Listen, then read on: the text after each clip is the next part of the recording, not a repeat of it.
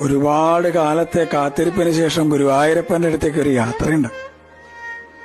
പരിഭവങ്ങളും സങ്കടങ്ങളും പരാതികളൊക്കെ ആയിട്ട് നടന്ന് ആ ശ്രീലകത്തിന്റെ മുമ്പിൽ അങ്ങോട്ട് എത്തുമ്പോ ഭഗവാൻ എങ്ങനെ കാണാം.